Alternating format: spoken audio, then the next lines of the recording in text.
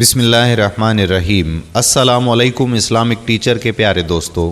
میرے پیارے دوستو، حضرت علی علیہ السلام کے فضائل اور کمالات کے بارے میں کچھ لکھنا جتنا آسان ہے اتنا ہی مشکل بھی ہے، اس لیے کہ حضرت علی علیہ السلام فضائل و کمالات کا ایسا بے کراں سمندر ہے جس میں انسان جتنا غوطہ لگاتا جائے گا اتنا زیادہ فضائل کے موتی حاصل کرتا جائے گا۔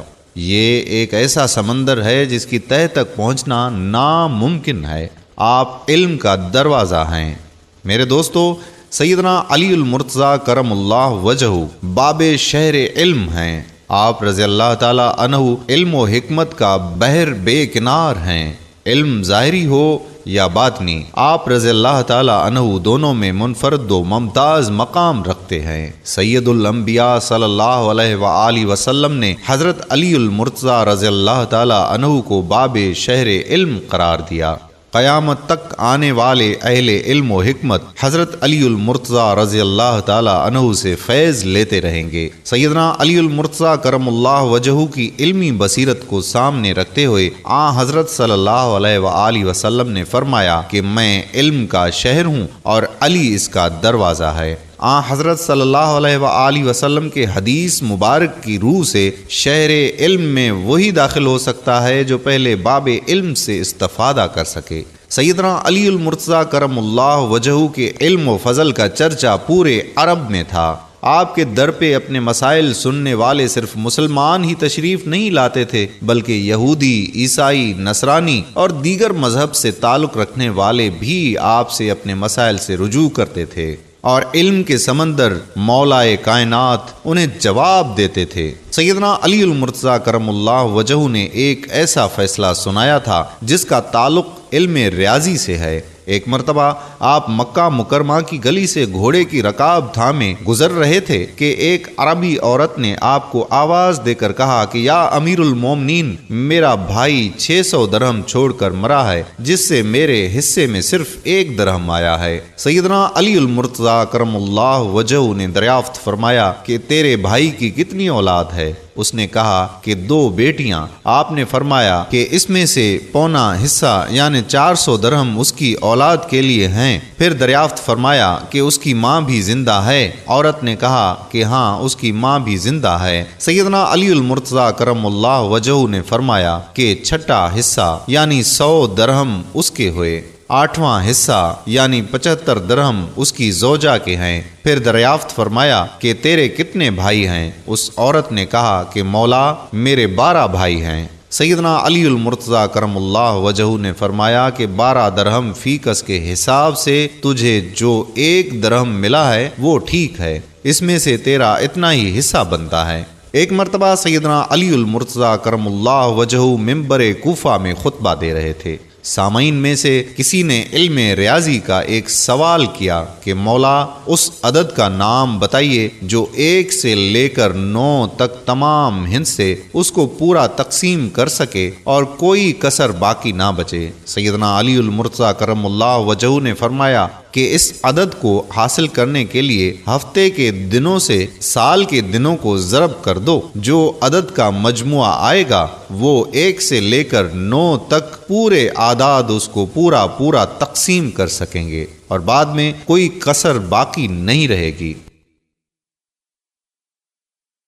یہ وہی عدد ہے جسے 1 سے لے کر 9 تک تمام اعداد پورا تقسیم کر سکتے ہیں۔ دوستو، اسی طرح ایک بار ایک شخص حاضر ہوا اور دست ادب کو جوڑ کر سوال کرنے لگا، اے علی رضی اللہ تعالی عنہ، یہ نقطہ سمجھا دیجئے کہ مرغے کی اذان کے پیچھے کیا راز چھپا ہے؟ مرغا زور زور سے اذان کیوں دیتا ہے؟ میرے دوستو، بظاہر تو یہ سادہ سا سوال ہے، مگر حضرت علی کرم اللہ وجہہ نے اس کا ایسا حیران کن جواب بتا دیا جو نہ صرف ماضی کا احاطہ کرتا ہے بلکہ آنے والے زمانوں کے لیے بھی رہنمائی فراہم کرتا ہے۔ میرے دوستو، ہم آپ کو اس کا تفصیل سے جواب ضرور بتائیں گے، مگر آگے بڑھنے سے پہلے یہاں آپ سے یہ گزارش بھی کریں گے کہ آپ نے اگر ابھی تک ہمارا چینل اسلامک ٹیچر کو سبسکرائب نہیں کیا تو سبسکرائب کر کے ہمارے سبسکرائبر بن جائیں اور ساتھ ہی بیل کے آئیکن کو بھی کلک کر دیں تاکہ آپ کو ایسی ہی معلوماتی اسلامی ویڈیوز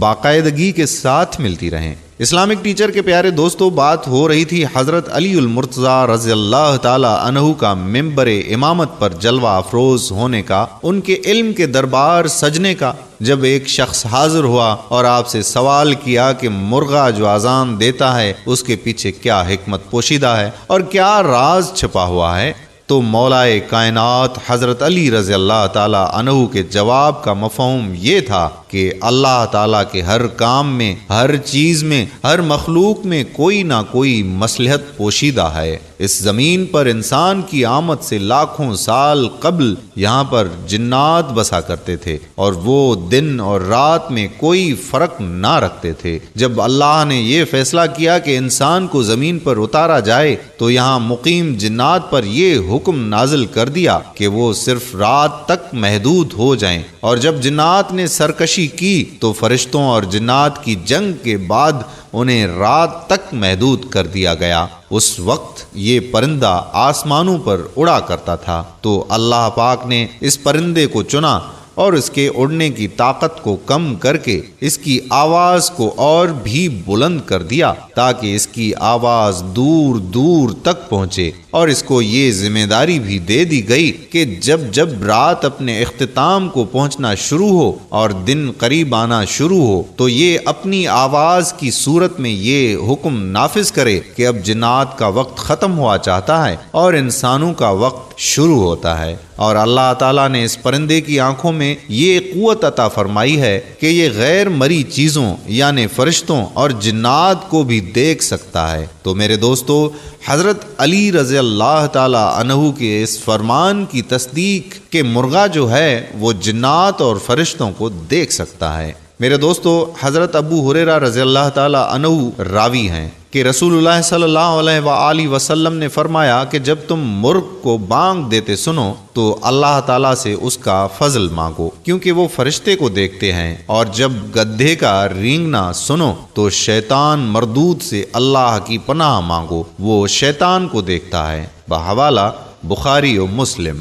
دوستو، اس ارشاد گرامی کا مطلب یہ ہے کہ مرغ فرشتے کو دیکھ کر بانگ دیتا ہے، اس سے اس وقت تم اللہ سے دعا مانگو تاکہ وہ آمین کہے اور تمہارے لیے بخشش چاہے، اور جب گدھے کی آواز سنو تو اعوذ باللہ من الشیطان الرجیم پڑھو کیونکہ وہ شیطان کو دیکھ کر رینگتا ہے۔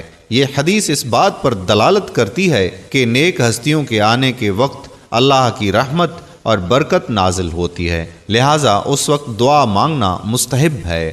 نیز اس میں اس بات کی طرف بھی اشارہ ہے کہ کافروں پر چونکہ اللہ کا غضب اور عذاب نازل ہوتا ہے، اس لیے کفار کے سامنے گزرنے کے وقت اللہ کی پناہ مانگنا مستحب ہے، اس خوف سے کہ کہیں ان بدبختوں کی نحوست اور ان کی برائی کے جراثیم اپنے تک نہ پہنچ جائیں۔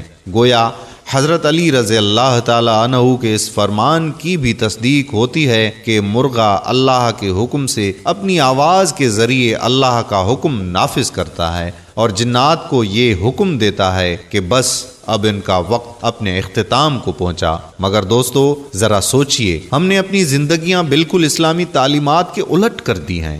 ہم رات گئے تک جاگتے رہتے ہیں، اور وہ وقت جو شر والی مخلوقات یعنی جنات کے لیے مخصوص ہے ہم اس میں اپنی سرگرمیوں کو جاری رکھتے ہیں، اور صبح تک جب نماز کے لیے وقت ہوتا ہے تو ہم اس وقت بستر کا رخ اختیار کرتے ہیں اور نیند کی وادیوں میں اتر جاتے ہیں، اور اس بات کو بالکل بھول جاتے ہیں کہ نہ صرف ہم انسانی فطرت کے خلاف بلکہ رسول خدا صلی اللہ علیہ وآلہ وسلم کی تعلیمات جو اللہ کے احکامات آپ نے ہم تک پہنچائے تھے ان کے بھی خلاف جا رہے ہیں۔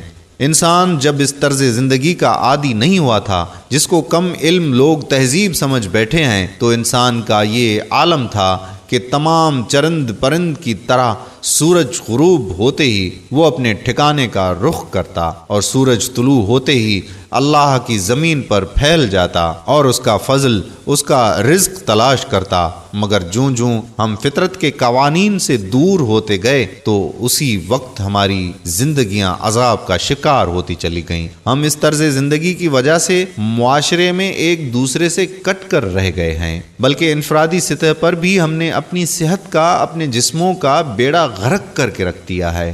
آج ضرورت صرف اور صرف اس امر کی ہے کہ ہم اپنی زندگیاں اللہ تعالیٰ کے احکامات کے تابع کر دیں، جو احکامات رسول اللہ صلی اللہ علیہ وآلہ وسلم نے اپنے قول و فعل کے ذریعے ہم تک پہنچائے، پھر ان کے بعد ان کے خلفائے راشدین اور صحابہ اکرام نے اپنی زندگیوں سے ہمیں سکھائے، اور نبی اکرم صلی اللہ علیہ وآلہ وسلم کے پیارے صحابہ میں سے حضرت علی رضی اللہ تعالی عنہ کی تو پوری زندگی ہی علم و دانش کا مجموعہ تھی۔ سبحان اللہ۔ دوستو، آخر میں ہم امید کرتے ہیں کہ آپ کو ہماری آج کی یہ ویڈیو ضرور پسند آئی ہوگی۔ اگر آپ کو ہماری آج کی یہ ویڈیو پسند آئی ہے تو آپ سے گزارش کرتے ہیں کہ آپ ہمارے چینل اسلامک ٹیچر کو سبسکرائب ضرور کریں اور ساتھ ہی لگے بیل کے بٹن کو بھی پریس کر دیں تاکہ آپ تک ہماری مزید اسلامی معلوماتی ویڈیوز پہنچتی رہیں۔ آنے والی ویڈیو تک ہمیں دیجیے گا اجازت۔ اللہ حافظ۔